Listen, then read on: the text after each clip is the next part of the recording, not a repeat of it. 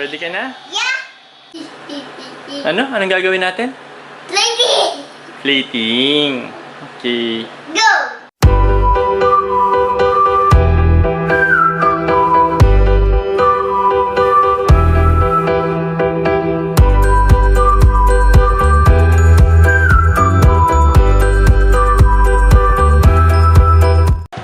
Hey guys! Kumusta? Hi guys! So video tayo for today and ayan, meron akong daladalang sous-chef. Si, what's your name? Okay, Tommy! Tommy's here with me. And for today's video, we will be cooking yung ating less guilt pansit palabok. So normally kasi di ba parang pag meron tayong health food, sinasabi natin parang mga guilt-free, ganyan yung mga pang-come-on. Pero I guess for a dish, wala talagang guilt-free na dish. So this is more of a, instead of a guiltless, this is a less guilt dish because we'll try to ensure na yung ating isang serving for our pancit palabok is 200 calories or less. But before we proceed any further, so please consider subscribing to Tarlaqueño Traveler Plus and hit the notification bell para updated ka sa mga upcoming videos natin. Okay, so ayun na nga. Since I am on cutting, nasa cutting program ako, yan, nagda-diet kasi ako. So, I've been preparing meals na low-calorie. So, for today, we'll try. Susubukan natin magpasit palabok, pero bababaan natin yung calorie count nitong ating dish for today. Kumakain ka ba ng pasit palabok? Alam mo yung pasit palabok? Try daw muna yan. Okay. So, paano natin pababaan yung calorie count ng ating pasit palabok? So, ang gagamitin natin is, instead of the usual bihon or sotanghon, we'll use Shirataki noodles. Ayan. Diba, Shirataki noodles, sa mga nagkikito, very popular ito kasi it's a low carbohydrate substitute na noodle para sa mga pasta dishes and mga pancit. So, Ano nangyari? nangyari? Pumatay ng TV. Yun. Yun. There's a bubble! Wow. So, tatasa lang yung calories niyan, depende dun sa sahog na ilalagay mo, yung mga toppings. So, for this recipe, we will be using ayan, ground chicken breast. Ground chicken breast para sa ating sahog pala. And then yung toppings natin, we'll have shrimp. Meron din actually kaming tahong. So, pwede rin tayo mag-add ng tahong later on. And then we'll have, what's this? Egg. Okay, we'll have egg. The usual stuff. And then, meron tayo pork cracklings or, what do you call this in Tagalog? Chicharon. Chicharon. Okay, so chicharon. I'm using baked porky puffs, which has lower fat content and lower carbohydrate content. And ito palang dish natin, it's a high protein dish. So most of the calories will come from the protein as well as the carbohydrates. And then we'll, what? Ano? Ano yung table? Ha? Ano yung table? Anong table? Ito. Puno. Oo, puno doon yung table ng ingredients. Ayan. As I was saying, yung ating dish ay packed with protein para sa mga nag-workout while on diet. And it also has carbohydrates to give you energy and nag-minimize tayo sa fat content. Okay? So pinapainit na namin yung aming pan, yung ating frying pan dito kung saan natin igigisa yung ating chicken, ground chicken.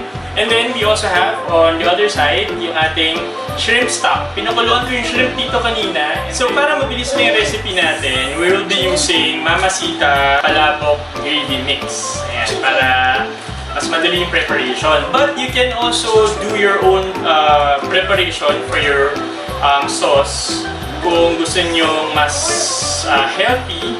And ito kasi meron na siyang may salt added na siya.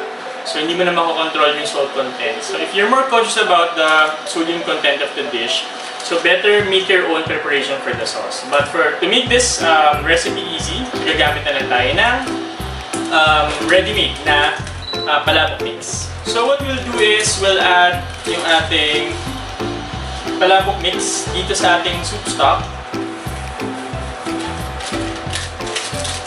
So by the way, yung ating shrimp stock is about 2.5 cups. So, you'll just constantly stir yung ating palabok powder dito hanggang lumapot siya. And yun, luto na yung ating sauce. Stop it.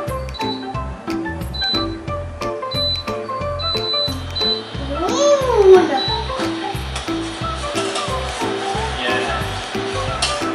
So, actually, mabilis lang siya. So, i-mix-mix ko lang to.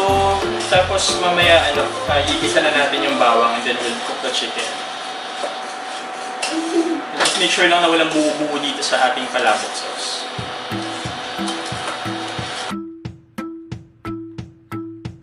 Nainip ka na ba? So, ito no need na timplahan siya kasi itong ready mix na to, kumbaga yung lasa niya na established na.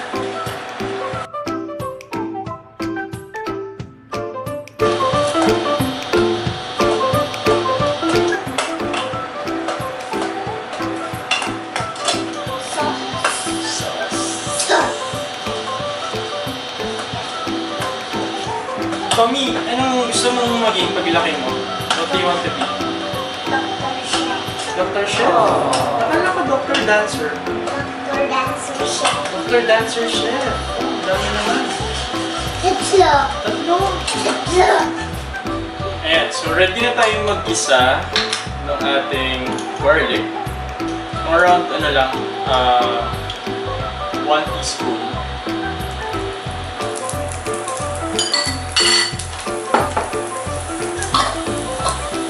So I'm using minced garlic. Meron na siyang soybean oil, so no need for additional oil. Pero kung gusto mo medyo oily yung kasi di ba may iba gusto nila yung parang medyo madulas-dulas na tea. So pwede kayo mag-add na siguro 1 teaspoon of oil.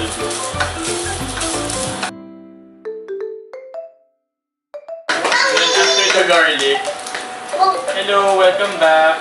Hello. Sabi mo? Welcome back. I said welcome back. Yes. Sabi mo uma. Hello, sabi ko hello. So yan. Kung medyo nagpa-brown na yung garlic natin, we'll add the ground chicken. Tapos, pag naluto na yung ground chicken, yun na. Tapos na tayo. Completing na tayo afterwards. Ano ba itong ingredients? Yeah. Lahat? Lahat. Tapos na. Mamaya ikaw sa plating. Okay?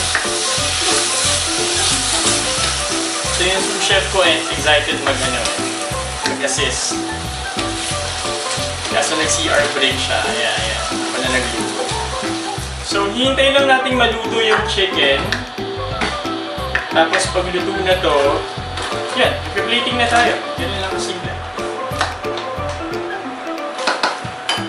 Gusto ka na?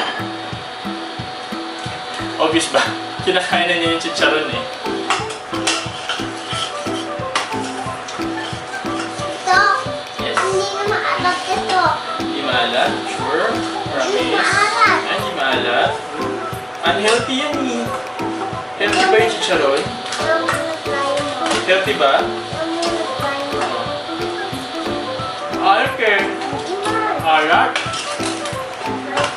Naku, gagawin ka kami nanay. Bakit? Maalat.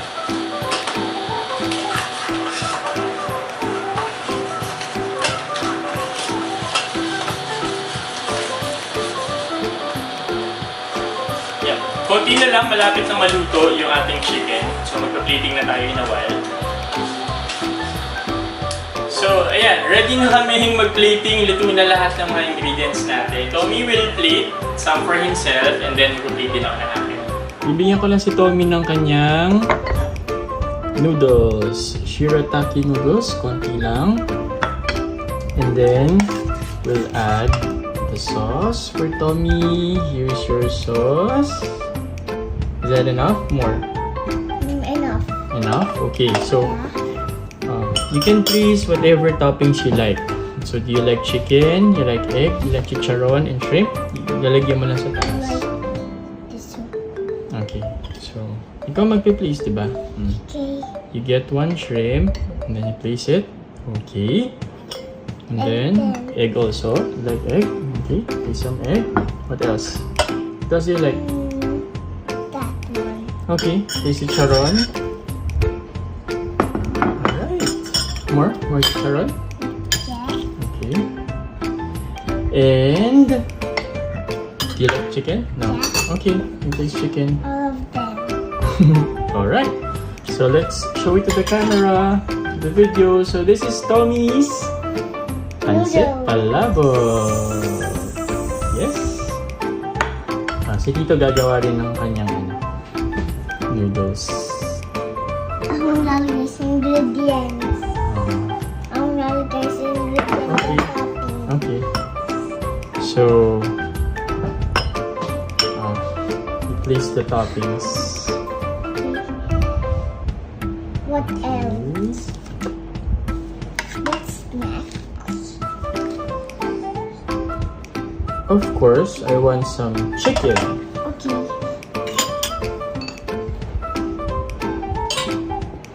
More? I want more. Okay. Again. Yes, some more. Okay. Okay, that's enough. And then I want 2 pieces of shrimp. Pieces of shrimp. Yep. One, 1, two. 2. Very good. And then egg. I want egg. Okay, egg. 1 egg or 2? 2. Okay. One, Okay, 1, then 2. 2. Okay. Ayusin lang natin ng konti yung egg na isa. Okay. Sila ko na lang shrimp. Oo nga. And then, I want chicharon. Okay. You want all of them like me? Yeah, more. Okay, more. Okay. Just one more. One more Okay, spoon. one more. Okay. Thank you. And then, since Tito is already a grown-up, so I will place garlic. Yan. Si Tommy hindi pa nag-garlic kasi bata pa siya. And that's my palabok prepared Lola. by Tomas. Lola. Okay, so time to taste the palabok. Okay. Okay, so what we'll do is, yung sa akin pa rin nilagyan ko ng kalamansi kasi gusto ko may citrusy flavor. Yes, mix. Can you mix yours? Careful. Taste mo nga yung sauce if you like the sauce. Gilaan mo na. Yum. Ito. What? I'll taste mine na. So, tikman natin yung aming creation. Nice. Yaman ng egg. I'll get 1 egg. 1 egg? Okay, 1 egg. 1 egg. The egg and the shrimp. And It's yummy. Yummy. Love it. Advantage na gagamitan nyo ng shrimp stock kasi mas lalabas yung lasa. Kumbaga mas maging tasty yung ating palabok. Oh. Taste mo na. Small lang. Yan. You like it? Haba eh, no? Sarap.